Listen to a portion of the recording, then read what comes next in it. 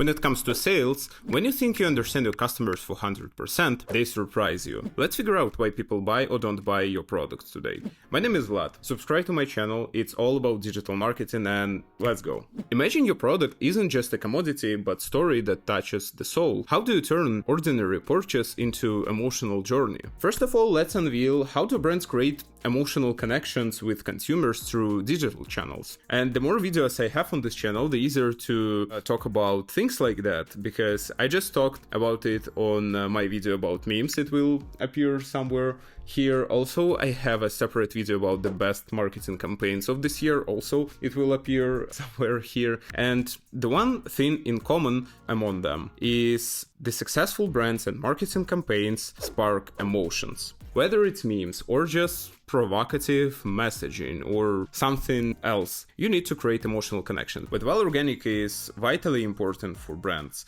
all successful brands tap into paid channels such as social, search, programmatic, and etc. And as a programmatic specialist, and by the way, I talk about programmatic a lot on this channel, sharing some tutorials, you can check all of them for sure. And also I have a community of programmatic specialists, you can check link below if you're interested. So as a programmatic specialist, I know that the more different touch points you have, the higher conversion rate is. But what's interesting here, increasing frequency in one particular channel will not change anything. You need to tap into different formats. For example, you need to show ad on YouTube or connected TV, but then you need to show or play ad on Spotify or other audio platform in order to create one more touch point. Then you can add this person to reprospecting pool, retarget them in web using standard display and video, and then this person could convert via search advertising or social,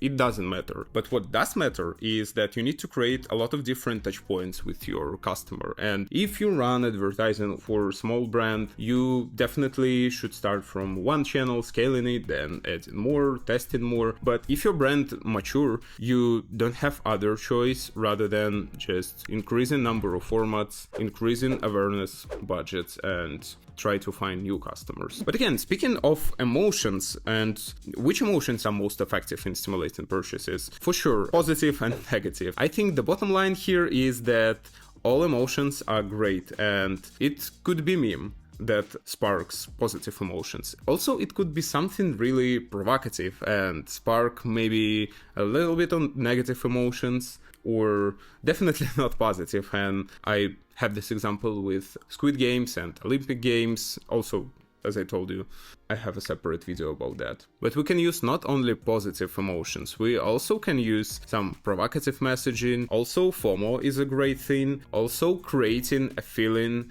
that your product or your offer is unique, also great. And we can have Apple as example, the limiting sales of their products, just as an example. We're all a bit like sheep, admit it. But how we can use this herd mentality to benefit your business? I want to talk about how do reviews and ratings influence purchasing decisions in online environment. And I know we all check reviews on Amazon, on other platforms, and we tend to trust products that have hundreds and thousands of different reviews. It's better when the review has a photo, for example. But some companies tend to manipulate with these reviews, paying for reviews actually, and I can't 100% trust this review. So also, as I said, it's easier to record videos now because I have a lot of things for reference. So I recorded a video about top marketing trends of 2025 where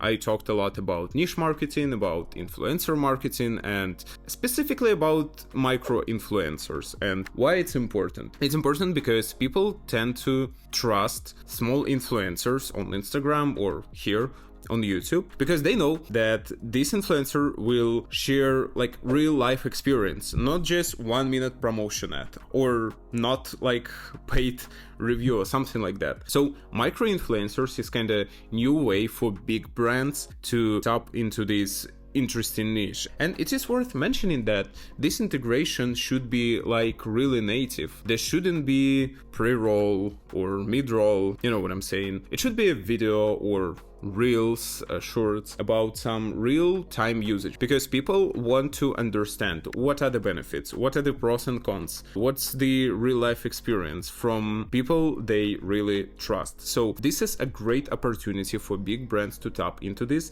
but you need to remember that it should be like really natively integrated. Now let's talk about limited offers, and I'm pretty sure you all familiar with what limited offer is, and we have all seen this during Black Friday, Cyber Monday, all of these timers that are saying that, well, you have to make your purchase like right now because in 6 hours this offer will disappear, blah blah blah. So why everybody uses this trick? Simply because it really works. So imagine one product with $100 price and 30% discount, and the same product with the same discount but with small text saying that it's only 6 hours left and this offer will disappear.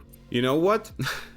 This product with timer will have a higher conversion rate because people who were considering this product, considering buying it, trying to compare it with other offerings and etc., they will think, oh yeah, only 6 hours left, I have to make decision right now. And some part of consumers will maybe choose another option, but the vast majority of those who are considering this product, they will buy it right away. So that's why creating a FOMO, creating a feeling that you will probably miss this opportunity and there will be no such an offer until next Black Friday or, I don't know, in the nearest future, it really works. And this is what all marketers leverage. And you as a marketer should leverage as well. Speaking of the specific tools, how to communicate this message. So there are a few ways. First of all, yes, sure, through your website or through your app, but this will cover only the small part of those users who already are visiting your website. The most powerful tool is email.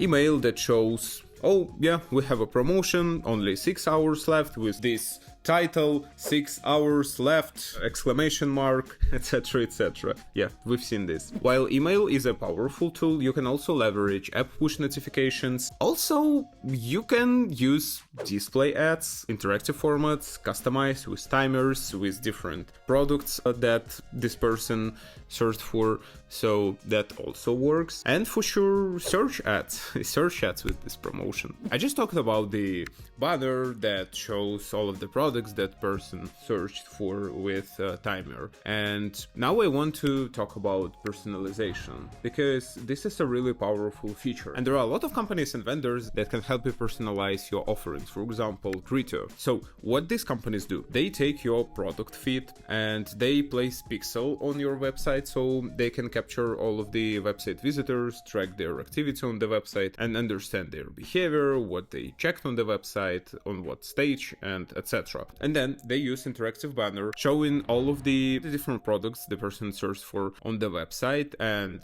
then you can add your custom offering, headline, etc. And this is a really powerful tool to personalize your strategy, because more personalized retargeting is a really powerful thing, and all of my experience supports that such a companies that use personalized retargeting, they are really powerful, and other platforms can't really compete with them with their standard retargeting offerings. But also, when it comes to personalization, you need to remember about data, and you need to remember that all of the data should be stored properly, should be shared properly. You can't share PII data with anyone. So when it comes to data, be cautious. Don't share personal data and store data properly. People buy from those they trust. But how to earn trust in a digital world where everybody is an expert? This is a real challenge, especially for big brands, because people tend to see that this is a large corporations and there is no human-to-human interaction, so it's a real challenge for them. But some big companies do a really great job in adopting some meme strategies, some provocative marketing strategies, not just pouring landscape with digital ads, but doing great social media marketing, communicating social medias, partner with great influencers, and a lot of things like that. And as people spend more and more time in social medias, being present in social media and use social media strength, such as like communicate with people is a very important part of digital marketing in 2024. So if you're a brand marketer, don't just, tweet some boring things or like tweet about events. Just share something interesting, share memes, adapt memes, create memes, communicate with people,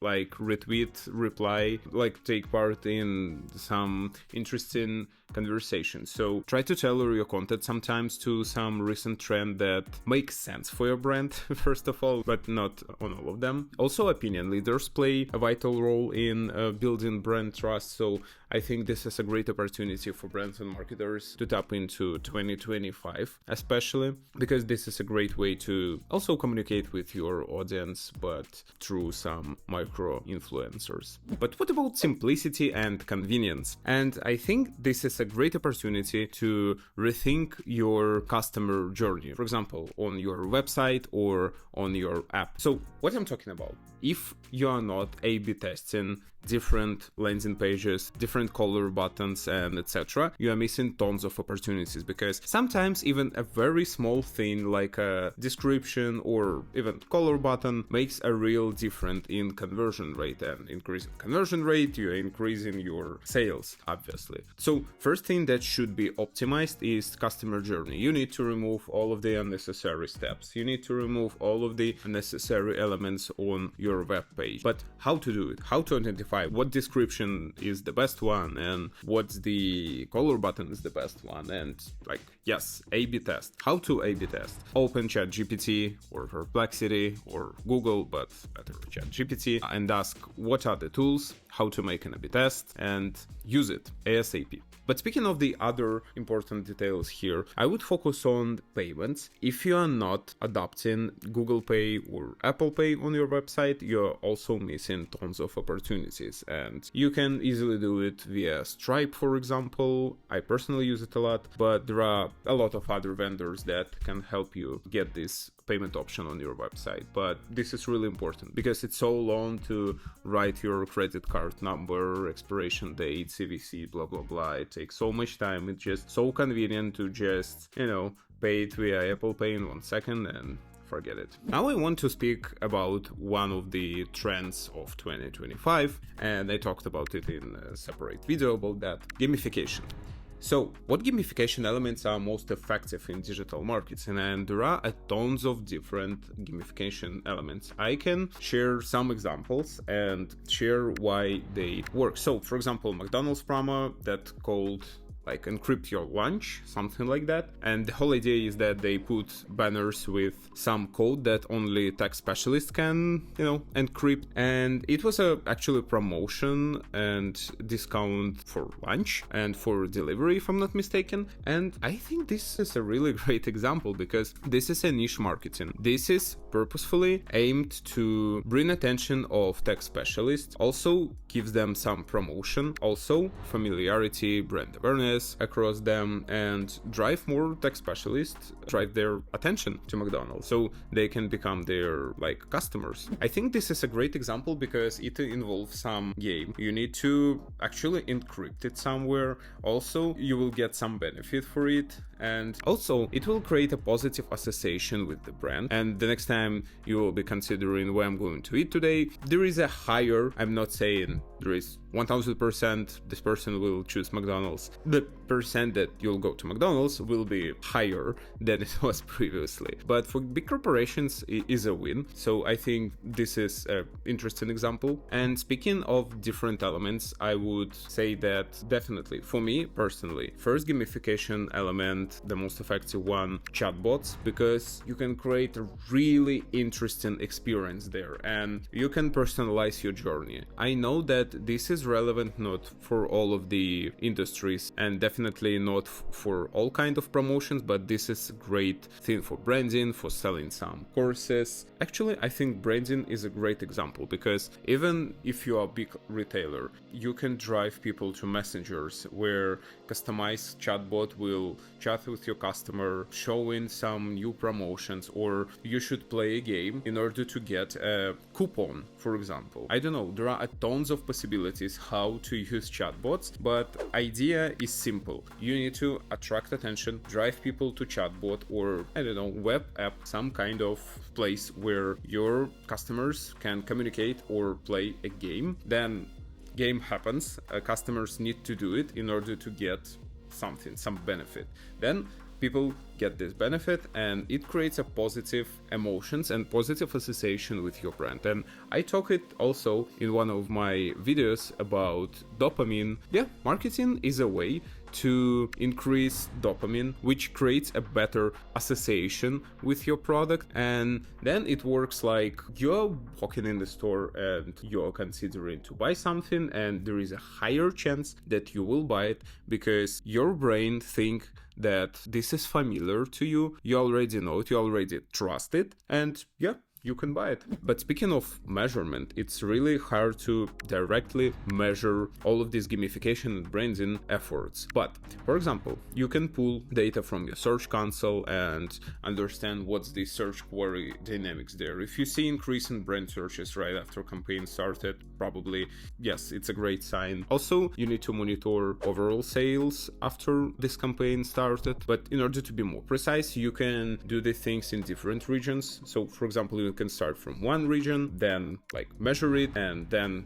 like expand to a national level. People don't just buy a product, they buy solutions. And the great examples are Apple and Nike. I have a separate video about that, about their success, why they're successful. And first of all, they're trying to create problem or specific lifestyle, and then they're creating products to solve this problem or to fit this specific lifestyle, for example.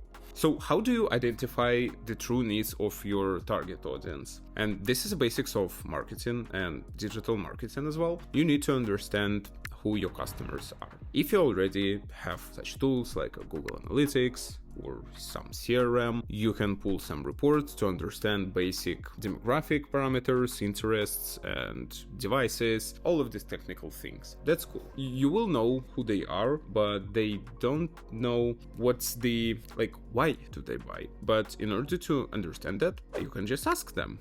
Yeah, that's simple. If you have at least one customer, you can ask like, why did you buy my product? What's the value for you? And this is a great source because they will tell you the truth about your product, about your brand, about all of these pros and cons, all of the benefits, etc. So this is the best way to understand your target audience. So having this information, having all of these demo parameters, and having information from your customers, you can connect it, create a picture of your ideal customer, and try to find it and then scale. That's simple. But I know this is not as simple in real world, especially if you don't have customers. So you can check your competitor's website, you can check all of the reviews on YouTube to understand what pain this product can solve, for example. And for sure, you can find a way how to chat with these product buyers, and yeah, you can ask them on Reddit, for example. But yeah, there are a lot of ways. You need to be creative here,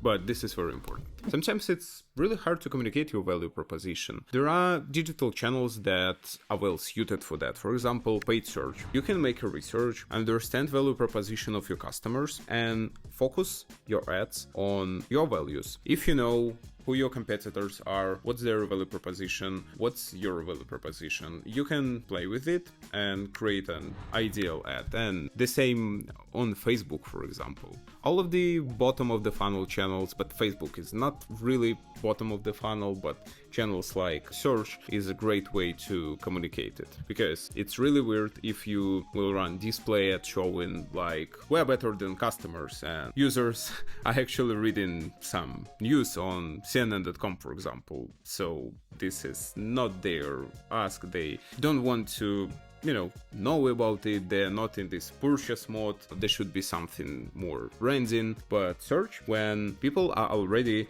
in this purchase mode, they are considering they're going to buy something today, right now, or like tomorrow. It's a great way to show your message. And if you like this video, subscribe to my channel and hit the like button. And yeah, see you in the next video.